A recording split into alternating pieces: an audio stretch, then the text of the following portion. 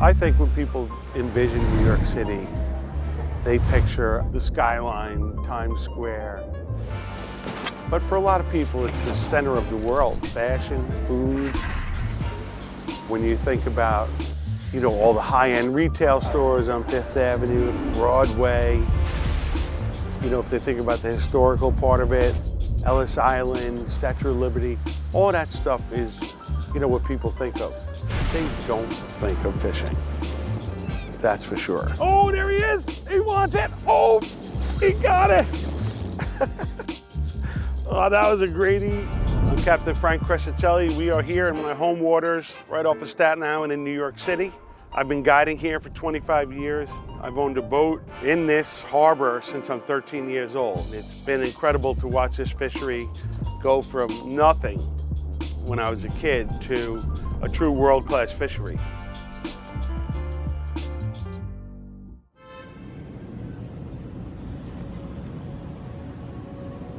The funny thing about New York City is, as many TV shows that we've done and magazine articles, there's people that have taken these fast ferries that were whizzing by us all morning. They're traveling on a boat, and what they don't realize is under their feet are literally millions of striped bass.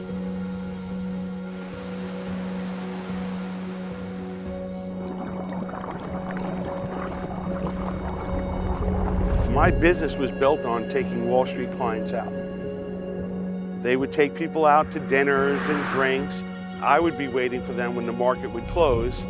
They'd jump on the boat and we'd come out and they'd see a different side of New York City, something they didn't expect. Guys that worked there their whole lives and that fished never made that connection that this place could be a place to fish. And still to this day, people are very surprised to realize how good it really is. So right now in the fall, in our area, these fish are migrating through.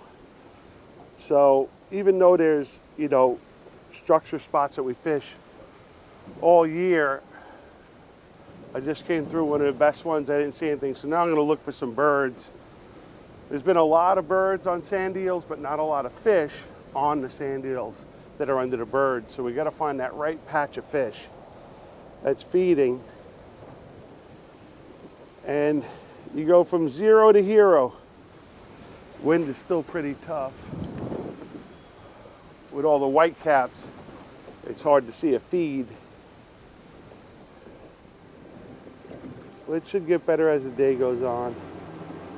The fall migration for striped bass is unique in a way that makes it an everyman's fish. There's people fishing on the shoreline. They can catch the same fish that we can catch in the boat. Catch it on bait, fly, spin, artificials, top water. I mean, these fish give you the opportunity to kind of explore what you like best about fishing.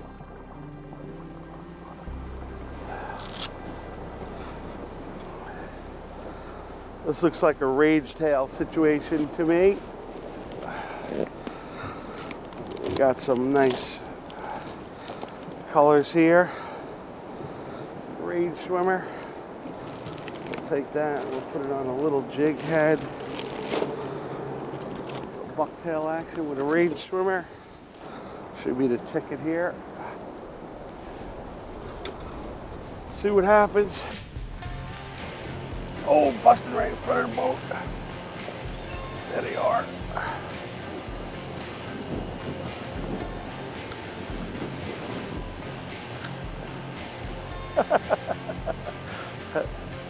This is what keeps you on your toes.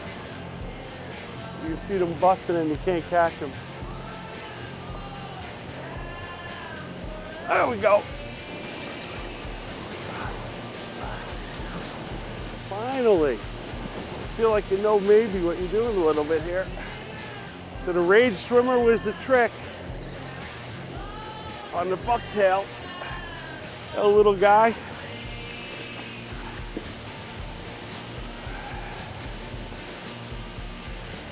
Right there is a little breakfast in New York that a lot of people don't get. New York City striper. Can't get any closer to New York City to this.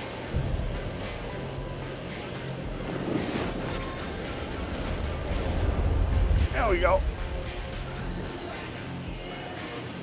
That's a little better one.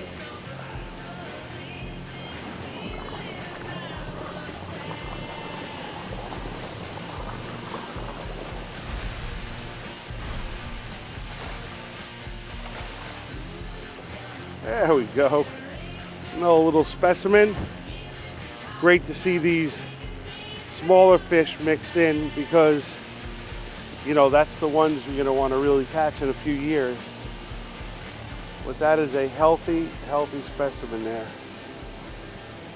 Beautiful lines. When we talk about the body of striped bass, there's two main bodies of striped bass. A Chesapeake spawning biomass and a Hudson River spawning biomass. The unique thing about this spot is we get in the springtime the Hudson River fish coming up here. They migrate, pass under this bridge, most of them, and then go up the Hudson River to spawn. After they spawn, they come out. Some will go through to Long Island Sound, East River, some will come out this way. But the great thing is the fish that spawned in the Chesapeake Bay migrate north to get away from the warmer water, and they come past this spot too. So one time in the Rare to Reach channel, I caught two tagged fish. One was tagged in the Chesapeake and one was tagged in the Hudson River, migrating side by side. So it's pretty cool. And in the fall, these fish come together because they all have spawned, whether in the Chesapeake or the Hudson, and then they migrate north. When that water starts to get cold, then they make that migration back along this coastline. Some will come through the sound again, down the river, into this bay, and the body of water holds the fish. That's where those stripers are gonna be. So much fun. Till that water gets too cold or the bait depletes, and then they'll move on. And so, you know, our challenge is just to follow these fish all along. And from this spot here at the Verrazzano Bridge to my other house in Long Beach Island, there's, you know, 90 miles of shoreline here, and you can catch those fish along that whole coast. When you witness a fishery come back from nothing, I am right in them. Look at that. Come on, right next to you. Eat it, there he is. I got it. To what it turned into for us in, like, you know, 2002 to like 2010, it was bonkers. And there was no fish to catch. And then you saw the best ever, and then you start to see a decline. All through that, you know, we had a conservation group that we based here in Staten Island and trying to educate people. The funny thing is, it's hard to get people to be committed about conservation when things are good. Because things are good, what are you worried about? But you can see what happened here is this fishery is probably 25% of what it was, probably mostly because of overfishing. There's a lot of things that made that happen, but you got to remember the technology we have today. I can just take a screenshot of my Raymarine machine, send it to anybody, and they can be within 10 feet of me. Striped bass is a story of conservation working. We had a total moratorium, 84 to 88, because the water was too polluted. And so that's, you know, one of those silver lining kind of things where the water was so bad that you couldn't eat the fish from here, but that let them grow. And then that 4 years of leaving them alone produced some of the greatest year classes that we ever had in my lifetime of striped bass fishing. And if we are careful, there's tight regulations now. You know, they measure the young of the year every single year and, you know, make a lot of predictions on that. The science is not great, but it's the best we have. The individual is in charge of making sure that this lasts. Like anything, you can't leave it to the government, you can't leave it to any big company. The people that are connected to the resource are the ones that are going to protect it.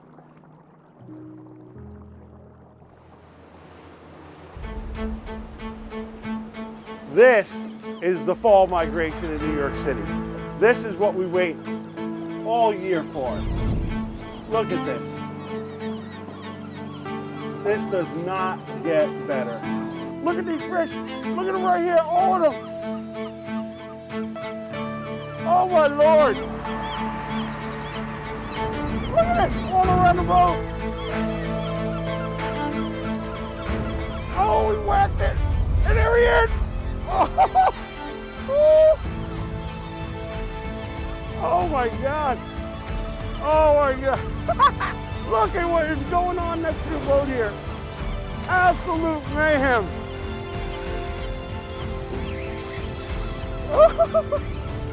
Oh, baby. Working out this 3,000 combo.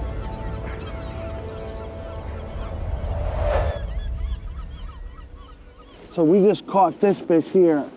And this is a nice healthy fish. This is a good one to tag. We'll use one of those spaghetti tags that I talked about, which is just has a number, and we're going to record the length and the weight, and then when the fish is recaptured, the next person hopefully does that and then sends the data in. And then what's good about that is it connects people to these fish, you know? So let's just quick here, quick measurement.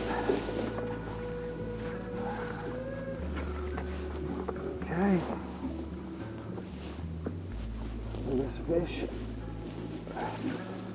is the tail squished. It is 31 inches exactly. Get my tag out of here.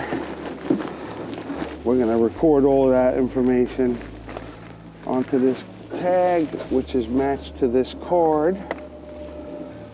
And this is gray fish tags. Those are the people we work with at Manhattan Cup. Get that tag in there nice and seated in there right. And we're gonna go right into the, under the scale and then into the muscle on the top of the fish here. Just pop it in, pull it out, and that's done. So it's 31 inches, and get a quick girth measurement here. It's gonna be 17 inches. So let's put this fish back, revive him a little bit.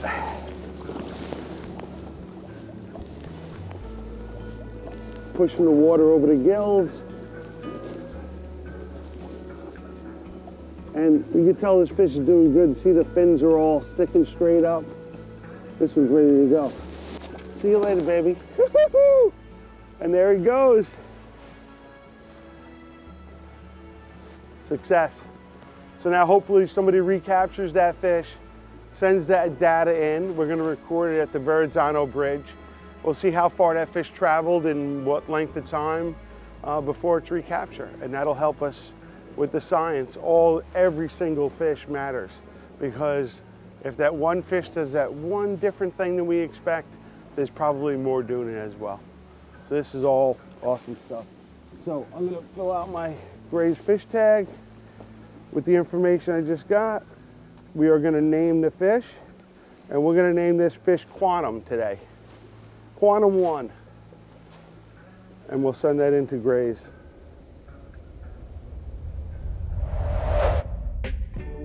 I fished all over the world, many, many, many places. Some of those places were supposed to be, you know, world-class fisheries with epic bites. Sometimes it turned out, sometimes it didn't. What people will do sometimes is that they highlight a fishery because it's kind of a novelty, right? Your family could be shopping in New York City and you can go fishing. That's a novelty, even if there was not a lot of fish to support that. It's pretty cool, right? Your wife goes to a play, or you know, you do something different just to be outside and you catch a few fish. That's a novelty fishery. This is not a novelty fishery. This is a world-class fishery. There we go, hands down. Now that is a New York Harbor fish right there, buddy. No matter how long I've fished and how many I've caught, each day I feel like I'm starting over. And that's probably the thing that keeps me fresh. And that's probably why I get so excited when I do hook one. Could you get any closer to the city than this? I don't think so. There's not much better than that first, you know, that hook set, that bite. Because you figured out the speed, the retrieve, what lure to use, whatever. It all comes together like boom at that moment. And when I stop feeling that excited about catching striped bass, I won't catch them anymore. This fish is vital to this waterway, to everything that we do here. And still to this day, people are very surprised to realize how good it really is. The difference is these fish will migrate 1,300 miles. There's not many places that are this urban that they pass. In fact, other than Boston, it would be hard pressed to find such an urban environment so close to where these fish are migrating past. And you know, literally everyone is looking at New York City this way. If they would just turn around and look at the water, they'd maybe make a connection that maybe there's something going on there.